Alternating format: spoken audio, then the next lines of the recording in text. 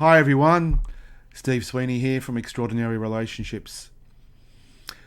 I just want to say a few words around expanding our comfort zones.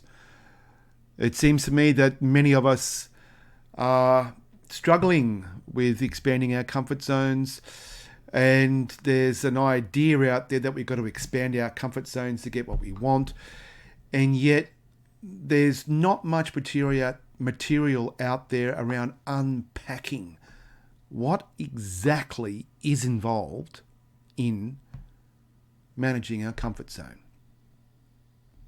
So that's what's coming up, and here it is. Our comfort zone. What is it, and how do you manage it? In many instances, our comfort zone is that zone around us in all aspects, in any aspect of our life. It could be in our internal world, in that our comfort zone is that we don't speak up. It's uncomfortable to say what we want to say. It's uncomfortable to say stop, even. It's uncomfortable to tell somebody what I really want. It's uncomfortable to speak my mind, speak my truth, be authentic. And my comfort zone is different. It might be that with some people, I can be authentic, and with others, it's really uncomfortable. It's scary. It can be really threatening to be authentic. Our comfort zone is also in the outer world. So in what I do. So we have public speaking is really way outside the comfort zone of many people. There's a number of studies around that have been around for decades that people would rather die than speak publicly. It's literally that people are more, on the list of what are you most afraid of. Public speaking's number 1 and death is number 4 or 5. So being seen can be outside our comfort zone. Trying something new for many of us is outside our comfort zone. For some of us, everyday changes that occur are outside our comfort zone, so we want to control and limit those around us and the things around us because we don't like change. Being out of control can be right out of our comfort zone. So those people that are around us that want to control us, or we're witnessing them controlling somebody else, or trying to control their circumstances or life, or inside those people that, a lot of the time they're very anxious and they're scared and they're fearful, and hence they have to control things to feel safe, to be in their comfort zone. Many of us challenge our comfort zones with sport or with outdoor activities. We can go rock climbing, we can go surfing, we can go swimming, we can go bike riding, there's a whole range of things that we can do that challenge our comfort zones. Travel is a great way of expanding a comfort zone. For some people, it's really scary to leave home.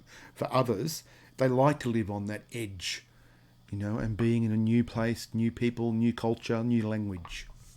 For some of us, that's just too much, and so we stay at home. Figuratively or literally. Home might be the house, and home might be just there are people who don't really go more than 500 kilometres away from their home in their life. So we all have different comfort zones around different things. But how do we expand our comfort zone? Well, the thing with our comfort zone, if we challenge it too much, we run the risk of failure, which can then, if our comfort zone's around here, if we expand it too much and we fail, boom, it can become quite contracted for a time afterwards. So then we had to work back to where we were, to being comfortable before we took the great risk. So it's taking manageable risks is the key to managing a comfort zone. Another key is to not only just manage, but to have the emotional intelligence to deal with, work with, and express our inner world appropriately. What are the messages that you've been given around your life, around dealing with fear, dealing with anxiety, dealing with terror, dealing with failure? These are all the things that get in the way of us managing our comfort zone in such a way that we can expand it at a rate that is comfortable and yet challenging. I had a great example of a personal experience quite recently about my comfort zone. I've been kayaking for, just casually, I suppose you could say, for 3 to 4 years now. And just recently I've realised that I can take kayaking to a whole new level. There's a whole range of experiences and adventures that I can do on a kayak. And so I've embarked upon a fitness program to get myself used to kayaking, get my body used to paddling for long distances. And at the moment I'm up to about 1 hour and a quarter is what I can constantly do with only a couple of small breaks, and the idea is to get up to wanting to do 4 to 5 hours and go for weekends away and be able to cross large bodies of water. And so it was only, a bit over a week ago where I got out onto a big lake and followed the coastline, so I challenged my comfort zone by, getting 500 meters off the shore and getting a little bit off the shore and coming back in and getting back, and just pushing myself a little bit, because where I've been kayaking has been on rivers where the bank is not that far away. So getting onto a lake where the bank is, half a kilometre away is a little bit outside my comfort zone. So I challenged myself and went for a 40-minute paddle around the eastern side of this lake. And you may have seen the video that I put on my private profile, my personal profile. And I got to a point about 2.5 k's opposite to where I entered the water, and just hung there for about half an hour and just enjoyed the peace and quiet and the solitude and the birds and the just being away from people, which is it's beautiful just being with nature. And in that half an hour, I was psyching myself up to go directly back to the car, which meant 2.5 kilometres of just open water. And I hadn't done that before. And even though mentally I know that I'm, fit enough to do that 20 minutes, that 15, 20 minutes of paddling,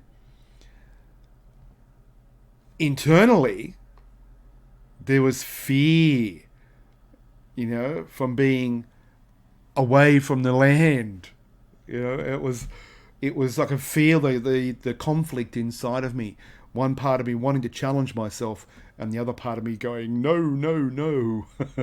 It was really interesting watching this little contest inside of me. And so then it was like, okay, let's do it.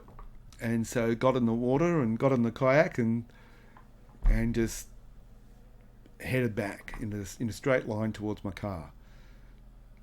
And it was quite fearful in the middle there.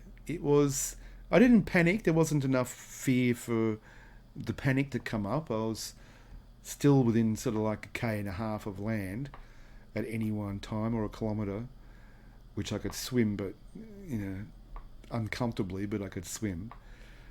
And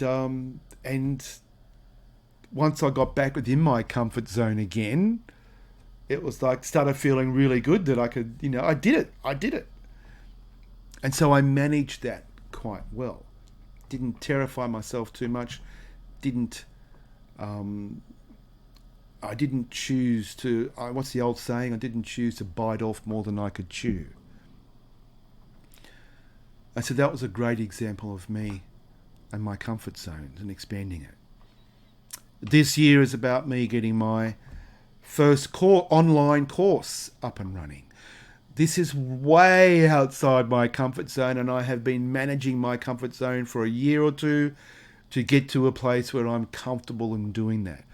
And at the moment, it still is scary and anxiety prone, and yet I'm more ready than I have been over the last 5 years that this is the time to do it. So this is my commitment to doing this. So the 2 keys to managing a comfort zone, or 3 keys to managing a comfort zone, is to do it in manageable chunks. Don't stretch yourself too much. Just manage those risks so that you just expand it at a rate that you're uncomfortable with, but it's not terrifying. 2 is learn how to manage the internal world.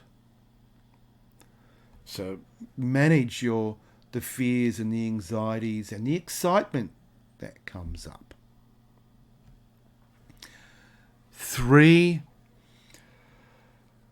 congratulate yourself and give yourself a pat in the back and acknowledge and appreciate and have gratitude for yourself when you have expanded your comfort zone. That little child inside of us wants appreciation, wants acknowledgement. So acknowledge yourself because you have done something. You've done something different. You've done something bigger than before. Yes, acknowledge it. Acknowledge it. Acknowledge it. Allow yourself to feel the excitement, to feel the achievement that comes with that. So that's a little bit about managing our comfort zones. It's one of the keys, it's if not the major key to getting change in our life, to getting the change that we want in our life. If we're not managing our comfort zones, we're not getting the change that we want. And if we don't get the change that we want, we can feel not frozen so much, but we're sitting here in dissatisfaction. We're not getting enough stimulation. We're not getting enough creativity or newness or excitement or challenge in our lives. So go out. Identify where your comfort zone is in different areas of your life. It's okay for it to be variable. And choose in your internal world and also in your external world. Where today are you going to expand your comfort zone? And if you do a little bit every day, in a year's time, you'll be in a completely different place to where you are now. So good luck. And this is Steve Sweeney here, and I'll see you next time. Bye.